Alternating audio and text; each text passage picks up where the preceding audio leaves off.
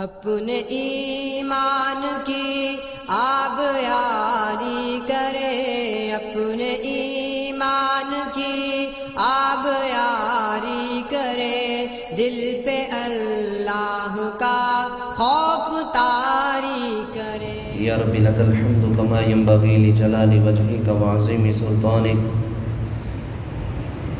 واشہد ان لا الہ الا اللہ واشہد ان محمدا عبدہ ورسولہ صلی اللہ علیہ وسلم، اما بعد فاعوذ باللہ السمیع العلیم من الشیطان الرجیم من ہمزہ ونفخہ ونفثہ، بسم اللہ الرحمن الرحیم۔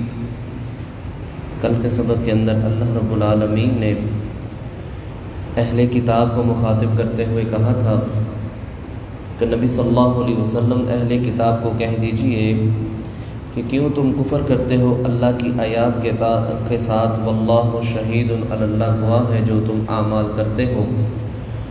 ایک تو تم خود ایمان نہیں لاتے اور دوسرا تم دوسروں کو بھی ایمان قبول کرنے سے روکتے ہو۔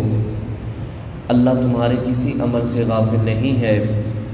پھر ایمان والوں کو مخاطب کیا کہ اے ایمان والو، اگر تم نے اہل کتاب میں سے کسی گروہ کی پیروی کی تو وہ تمہیں کفر کی طرف لٹا دیں گے تمہارے ایمان لانے کے بعد۔ وَكَيْفَ تَكْفُرُونَ، اور کیسے تم کفر کرو گے حالانکہ تمہارے اوپر اللہ کی تلاوت کی جاتی ہے، قرآن پاک کی آیات کی تلاوت کی جاتی ہے، تم کیسے کفر کرتے ہو؟ جو مضبوطی سے پکڑ لیتا ہے اللہ کے رستے کو، اللہ اسے ہدایت دیتا ہے اور وہ صراط مستقیم والا رستہ ہے۔ یا ایھا الذین آمنوا اتقوا اللہ، اے لوگو اللہ سے ڈرو جس طرح ڈرنے کا حق ہے۔ ولا تموتن الا وانتم مسلمون، نہ تمہیں موت آئے الا یہ کہ وانتم مسلمون، تم مسلمانی کی حالت میں ہی اللہ کو ملو۔ آج کا جو سبق ہے وہ صفحہ نمبر 6 ہے اور آیت نمبر 103 ہے۔ آج کا سبق کے اندر اللہ رب العالمین سب لوگوں کو، ایمان والوں کو اکٹھا جمع کرنا چاہتا ہے۔ اللہ کہتا ہے اللہ کی رسی کو مضبوطی سے پکڑ لو، اختلافات کے اندر، تفرقہ بازی کے اندر نہ پڑو، اسی کے اندر تمہاری بہتری ہے۔ پھر اللہ رب العالمین نے اپنا احسان دلاتے ہوئے، نعمت کو یاد کراتے ہوئے کہا کہ ایک وقت تھا تم ایک دوسرے کے جانی دشمن تھے، اللہ نے تمہارے دلوں کے اندر محبت کو پیدا کیا، تم ایک دوسرے کے اوپر جان نچھاور کرنے کے لیے تیار ہو گئے۔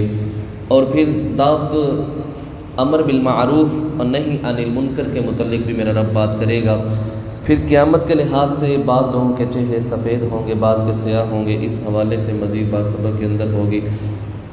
فرمایا اللہ رب العالمین نے وَاعْتَصِمُوا بِحَبْلِ اللَّهِ، مضبوطی سے پکڑ لو اللہ کی رسی کو، جمیعا، سارے کے سارے، ولا تفرقوا، اور اختلافات کے اندر نہ پڑو۔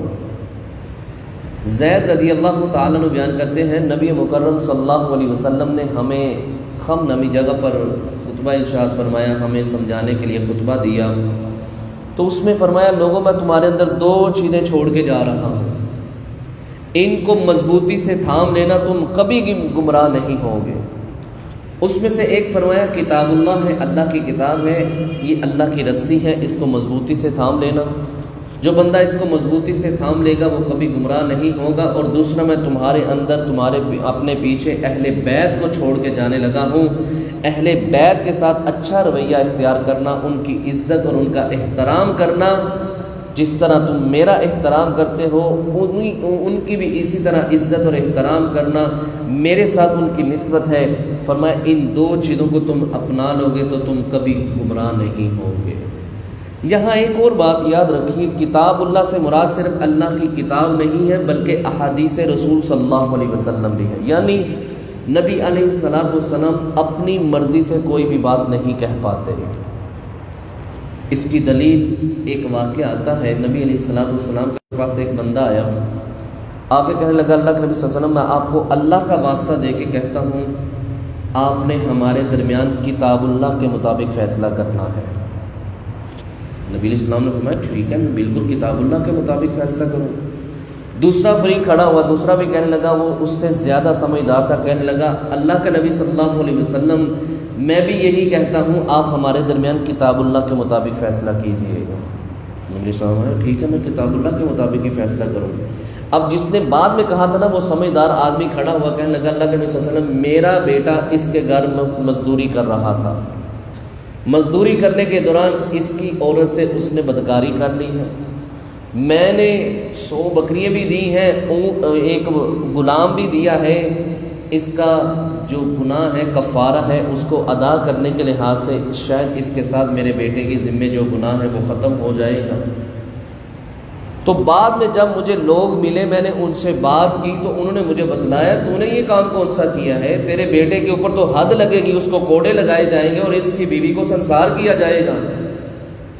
نبی علیہ السلام نے فرمایا یہ بات یاد رکھو، اپنے جو غلام ہے نا تمہارا اس کو واپس لو، 100 بکریوں کو بھی واپس لو، تیرا بیٹا غیر شادی شدہ ہے، اس کو 100 کوڑے لگائے جائیں گے اور 1 سال کے لیے اس کو ملک سے باہر بھیج دیا جائے گا، جلا وطن کر دیا جائے گا۔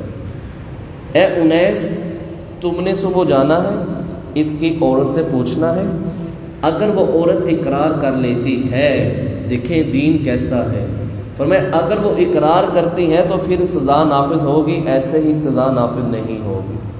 فرمایا اس سے اقرار کروانا ہے، پوچھنا ہے، اگر وہ مان جاتی ہے اس کے لیے گڑھا کھودنا ہے، اس کو آدھا زمین کے اندر اور آدھا زمین سے باہر رکھنا ہے، اس کو پتھر مار مار کے سنسار کر دینا ہے۔ انیس رضی اللہ تعالیٰ عنہ جو چند صحابہ گئے، انہوں نے جا کے اس عورت سے پوچھا، اس نے اقرار کیا، اللہ کے نبی علیہ السلام کے حکم کے مطابق اس کو پتھر مار مار کے رجم کر دیا، سنسار کر دیا، ختم کر دیا۔ یہاں یہ بات یاد رکھیے، نبی علیہ السلام نے جو سزا مقرر کی تھی وہ قرآن کے اندر نہیں تھی، بلکہ نبی علیہ السلام کا فرمان تھا۔ حالانکہ وہ فریقین دونوں کہہ رہے تھے کہ ہمارا فیصلہ کتاب اللہ کے مطابق کرنا ہے، تو نبی علیہ السلام نے اپنی طرف سے اس کا فیصلہ سنایا تھا۔ گویا کہ نبی علیہ السلام کے اوپر جو احادیث کا معاملہ ہے، اللہ کی کتاب کا نازل کا معاملہ ہے، قرآن اور حدیث دونوں کو اللہ کی طرف سے یہ دونوں چیزیں نازل شدہ ہیں، لہٰذا ہم قرآن اور حدیث دونوں کو مضبوطی سے تھام لیں گے تو انشاءاللہ ہم کبھی گمراہ نہیں ہوں گے۔ یہی بات اللہ رب العالمین فرماتے ہیں، وَاعْتَصِمُوا بِحَبْلِ اللَّهِ، مضبوطی سے تھام لو، مضبوطی سے پکڑ لو، بِحَبْلِ اللَّهِ جَمِيعًا، اللہ کی رسی کو سارے کے سارے مل کے، وَلَا تَفَرَّقُوا، اور تفرقے بازی کے اندر نہ پڑو، فرقہ وریت کے اندر نہ پڑ جاؤ، میں فلاں ہوں، میں فلاں ہوں، میں فلاں ہوں۔ فرمایا ان چیزوں کو ختم کرو، اللہ ایک ہے، کتاب ایک ہے، رسول ایک ہے، قبلہ ایک ہے، سارا کچھ معاملہ ایک ہے، پھر اختلاف کس بات کا ہے؟ فرمایا ان چیزوں کو ختم کرو۔ فرمایا وَاذْكُرُوا، اور یاد کرو، نعمت اللہ علیکم، اللہ کی نعمت کو جو تمہارے اوپر ہے، اذ کنتم، جب تھے تم، اعداء، دشمن، فَأَلَّفَ بَيْنَ قُلُوبِكُمْ، پس اللہ نے تمہارے دلوں کے اندر محبت کو پیدا فرما دیا۔ اللہ اکبر۔ یہاں 2 قبیلے اس چیز کے اندر مبتلا تھے، اوس اور خزرج، یہ یثرب کے اندر 2 قبیلے پائے جاتے تھے، ان کی ہر وقت لڑائی ہی رہتی تھی، کبھی یہ اس کے اوپر چڑھائی کر دیتا اوس والا، اور کبھی خزرج والا اوس کے اوپر چڑھائی کر دیتا، یہ لڑائی جھگڑا چلتا ہی رہتا تھا۔ اللہ کے نبی صلی اللہ علیہ وسلم جب یثرب مدینہ پہنچے، نبی علیہ السلام کی دعوت کی وجہ سے انہوں نے اسلام کو قبول کیا۔ اللہ رب العالمین فرماتے ہیں میری تمہارے اوپر ایک نعمت کا یہ بھی معاملہ ہے کہ جو تم آپس میں جانی دشمن تھے، میں نے تمہارے دلوں کے اندر محبت کو پیدا کرتے ہوئے تمہیں ایک دوسرے کا ہمدرد بنا دیا تھا۔ تو فرمایا اس چیز کو بھی تم مد نظر رکھو۔ فَأَصْبَحْتُمْ بِنِعْمَتِهِ إِخْوَانًا، پس تم اس حوالے سے ایک دوسرے کے ساتھ، اللہ کے احسان کے ساتھ تم ایک دوسرے کے بھائی بھائی بن گئے۔ نبی علیہ السلام حنین کے موقع پہ مال غنیمت کافی آیا، تو نبی علیہ السلام بعض لوگوں کو زیادہ مال دے رہے تھے، تو انصار جنہوں نے مدد کی تھی ان کا ذہن کے اندر یہ بات ہے کہ نبی صلی اللہ علیہ وسلم کیا کر رہے ہیں، حالانکہ اللہ کے نبی صلی اللہ علیہ وسلم جان بوجھ کے نہیں کر رہے تھے، بلکہ اللہ کے حکم سے جن لوگوں کو زیادہ مال دے رہے تھے وہ اللہ کے حکم سے دے رہے تھے۔ تو نبی علیہ الصلوۃ والسلام انصار سے مخاطب ہوئے، فرمایا انصار کیا تم گمراہ نہیں تھے؟ اللہ رب العالمین نے میری وجہ سے تمہیں ہدایت دی۔ کیا تم غریب نہیں تھے؟ میرے رب نے میری وجہ سے تمہیں امیر کر دیا۔ کیا تم سیدھے رستے سے بھٹکے ہوئے نہیں تھے؟ میرے رب نے میری وجہ سے تمہیں صراط مستقیم پر چلا دیا۔ کہنے لگے انصار اللہ کے نبی صلی اللہ علیہ وسلم یہ آپ کے احسان کا ہی معاملہ ہے کہ آج ہم مسلمان ہو گئے ہیں، سیدھے رستے پر آ گئے ہیں۔ تو فرمایا فَأَصْبَحْتُمْ بِنِعْمَتِهِ إِخْوَانًا، تو پھر تم سارے اللہ کے احسان سے ایک دوسرے کے بھائی بھائی بن گئے۔ وَكُنْتُمْ، اور تھے تم عَلَى شَفَا، کنارے پر، خُفْرَةٍ مِّنَ النَّارِ، آگ کے گڑھے کے، آگ جل رہی تھی، اس گڑھے کے قریب تم کنارے پر کھڑے تھے، قریب تھا کہ تم اس گڑھے کے اندر گر جاتے۔ جس طرح کی تم جاہلانہ زندگی بسر کر رہے تھے، جس طرح تم اللہ کے شریک بنائے ہوئے تھے، جس طرح ظلم و زیادتی تم دنیا کے اندر کر رہے تھے، ایک دوسرے کا جس طرح تم حق مار رہے تھے، اگر اسی حالت میں تمہیں موت آ جاتی تو قریب تھا کہ تم جہنم کے گڑھے کے اندر گر جاتے، اس آگ کے گڑھے کے اندر گر جاتے۔ تم کنارے پہ پہنچے ہوئے تھے، یہاں تک کہ اللہ رب العالمین نے جناب محمد رسول اللہ صلی اللہ علیہ وسلم کو تمہاری طرف مبعوث کیا، تم کلمہ پڑھ کے اس کنارے سے، اس گڑھے سے دور ہو گئے، اللہ نے تمہیں اس گڑھے سے محفوظ کر لیا۔ فرمایا فَأَنْقَذَكُم مِّنْهَا، اللہ نے تمہیں اس سے بچا لیا، اس گڑھے کے اندر گرنے سے رب العالمین نے تمہیں بچا لیا۔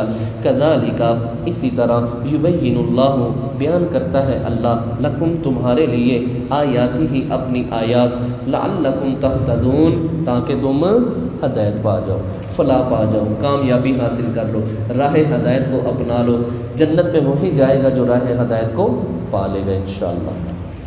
فرمایا وَلْتَكُنْ، اور چاہیے کہ منکم، تم میں سے، امتن، ایک جماعت ایسی ہو، یدعون، جو بلاتی ہو، الی الخیر، خیر کی طرف، ویأمرون، اور وہ حکم دیتی ہو، بالمعروف، نیکی کے کرنے کا، وینہون عن المنکر، اور وہ روکتی ہو برے کاموں کے کرنے سے۔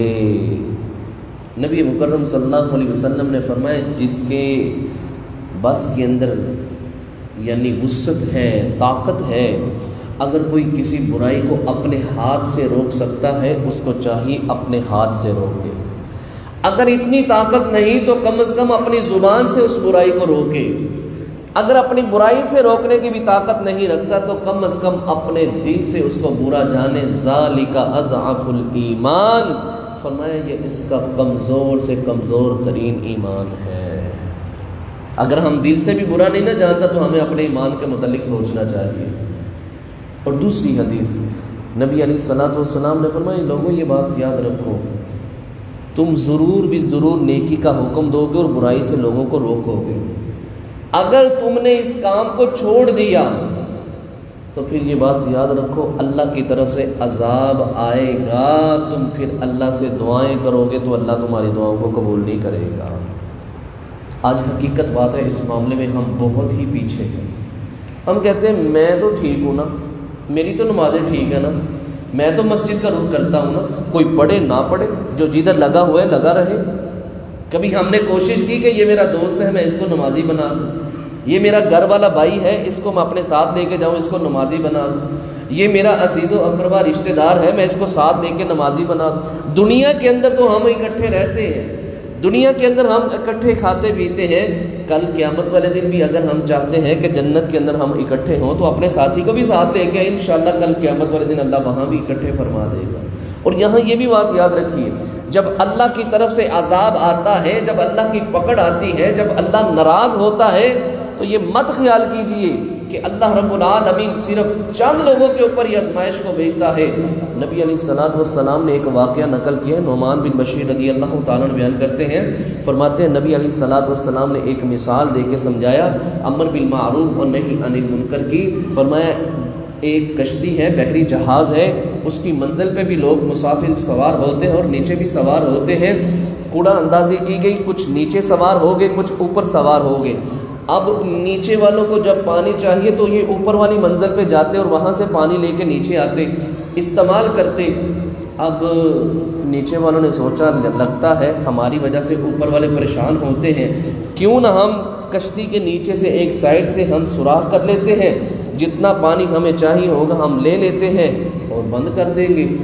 نبی مکرم صلی اللہ علیہ وسلم نے فرمایا لوگوں یہ بات یاد رکھو، اگر اوپر والے صرف یہ کہہ کے چھوڑ دیتے ہیں کہ ٹھیک ہے سوراخ کرتے ہیں، نیچے والے ڈوبیں گے نا، ہمارا کیا جائے گا؟ فرمایا اگر وہ ان کا ہاتھ نہیں پکڑتے، جہاں نیچے والے ڈوبیں گے وہاں اوپر والے بھی ڈوب جائیں گے۔ اگر اوپر والے عقل مندی کرتے ہوئے نیچے والوں کا ہاتھ پکڑ لیتے ہیں، نہیں بھائی سوراخ نہیں کرنا کشتی کے اندر، فرمایا جہاں اوپر والے بچیں گے وہاں نیچے والے بھی بچ جائیں گے۔ تو یہ ہمارے ذہن کے اندر شیطان نے ایک غلط بات بٹھا دی ہے کہ میں ٹھیک ہوں۔ وَاتَّقُوا فِتْنَةً لَا تُصِيبَنَّ الَّذِينَ ظَلَمُوا مِنْكُمْ خَاصَّةً، اللہ فرماتے ہیں مت لو خیال کرے کہ جب اللہ کی پکڑ آتی ہے، اللہ کا عذاب آتا ہے تو صرف خاص بندوں کے اوپر آتا ہے، نہیں، جب اللہ کی طرف سے پکڑ آتی ہے تو نیک بھی اندر آ جاتے ہیں، بد بھی اندر آ جاتے ہیں۔ تو اماں جی عائشہ رضی اللہ تعالیٰ کریں اللہ کے نبی صلی اللہ علیہ وسلم یہ کیا معاملہ ہوگا، نیک بھی اور بد بھی؟ فرمایا پھر جب کل قیامت والے دن میرا رب اٹھائے گا تو اپنی اپنی نیت کے اوپر اٹھیں گے، جو جس طرح کا ہوگا اسی طرح کی نیت کے اوپر اٹھے گا، لیکن پکڑ کے اندر سارے ہی گھیرے جاتے ہیں۔ جب زلزلہ آیا تھا 2005 میں، عام حالات کے اندر جب سیلاب آیا تھا تو کیا نیک لوگوں کو سیلاب نے کچھ نہیں کہا تھا؟ زلزلے نے نیک لوگوں کو چھوڑ دیا تھا؟ سب کو اللہ اپنی پکڑ کے اندر لے لیتا ہے، اور پھر بعد میں ہر انسان اپنی اپنی نیت پہ اٹھایا جاتا ہے۔ تو اس لیے اس بات کی بہت کمی ہے، بہت کمی ہے۔ ہم تقریباً 30 40 50 کے قریب افراد بیٹھے ہیں، آج سے ہی تہیہ کر لیں کہ انشاءاللہ میں نے ایک بھائی کو ضرور مسجد کے اندر لے کے آنا، انشاءاللہ کوشش کریں گے انشاءاللہ۔ اور میرے بھائیوں ہمارے لیے نجات کا ذریعہ بن جائے گا۔ اگر وہ نمازی بن گیا، جب تک وہ نماز پڑھے گا انشاءاللہ ہمارے اکاؤنٹ کے اندر اس کی نیکیاں بھی درج کی جائیں گی انشاءاللہ۔ تو فرمایا تم میں سے ایک جماعت ایسی ہونی چاہیے جو خیر کی طرف بلائے، نیکی کا حکم دے، برائی سے لوگوں کو روکے، وَأُولَئِكَ اور یہی لوگ ہم المفلحون فلاح پانے والے ہیں، کامیابی انہی کو ملے گی، یہی کامیابی حاصل کرنے والے ہیں۔ فرمایا وَلَا تَكُونُوا اے مسلمانوں نہ تم بھی ہو جانا کالذین ان لوگوں کی طرح تفرقوا جنہوں نے تفرقہ بازی کی، واختلفوا اور اختلاف کیا، من بعد ما جاءہم البینات واضح دلائل آ جانے کے بعد انہوں نے اختلاف کیا۔ اللہ اکبر۔ نبی علیہ الصلوۃ والسلام نے فرمایا اہل کتاب 72 فرقوں کے اندر بٹی تھی، میری امت کے لوگ 73 فرقوں کے اندر بٹ جائیں گے، اور فرمایا کلہم فی النار، سارے کے سارے جہنمی ہیں۔ فرمایا اللہ کے نبی صلی اللہ علیہ وسلم سارے جہنمی ہیں؟ فرمایا الا واحد، ایک جماعت ایسی ہوگی جو جہنم میں نہیں جائے گی۔ فرمایا اللہ کے نبی صلی اللہ علیہ وسلم وہ کون لوگ ہیں؟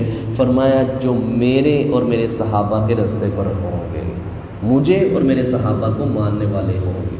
تو اس لیے اللہ رب العالمین فرماتے ہیں یہ اہل کتاب کے تفرقے، یہ انہوں نے ذلیل و رسوا کر دیا تھا اس وجہ سے کہ ان کے پاس واضح دلائل آگے تھے، اور انہوں نے پھر اس کے اندر اختلاف کیا، حسد اور بغض اور عناد کی وجہ سے اللہ رب العالمین نے ان کو لعنت کا مستحق بنا دیا۔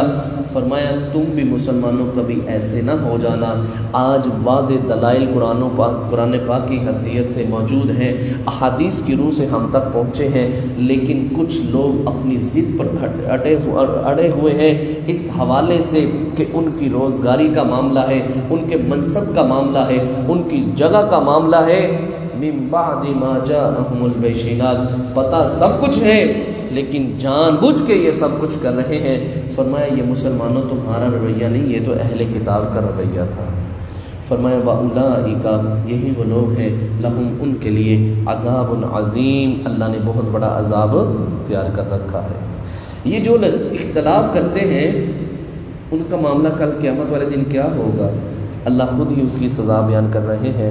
یوم اس دن تبیض وجوہ، کچھ چہرے ایسے ہوں گے جو سفید ہوں گے، سبحان اللہ، 14ویں رات کے چاند کی طرح چمک رہے ہوں گے، اللہ اکبر۔ جو قرآن و حدیث کو ماننے والے ہوں گے، جنہوں نے اللہ اور اس کے رسول کے فرمان کے اندر ذرہ برابر بھی اختلاف نہیں کیا، من و عن جس طرح بھی آیا اس کو مان لیا، وَتَسْوَدُّ وُجُوهٌ اور بعض چہرے ایسے ہوں گے جو سیاہ ہوں گے، جس طرح توے کے دوسری طرف ہوتی ہے نا، سائیڈ ہوتی ہیں، اس طرح کے سیاہ چہرے ہوں گے۔ اللہ اکبر۔ کل قیامت والے دن ویسے ہی پہچان لیے جائیں گے انسان۔ ابھی نامہ اعمال ملنے والے ہیں، ابھی لوگ کھڑے ہو رہے ہیں، جمع ہو رہے ہیں، چہروں سے ہی لوگ پہچانے جائیں گے کہ یہ کس طرف جانے والا ہے، یہ دائیں ہاتھ والا ہے یا بائیں ہاتھ والا ہے، یہ جنت میں جانے والا ہے، جہنم میں جانے والا ہے، یہ اللہ کی رحمت کا مستحق ہے، یہ اللہ کے عذاب کا مستحق ہے۔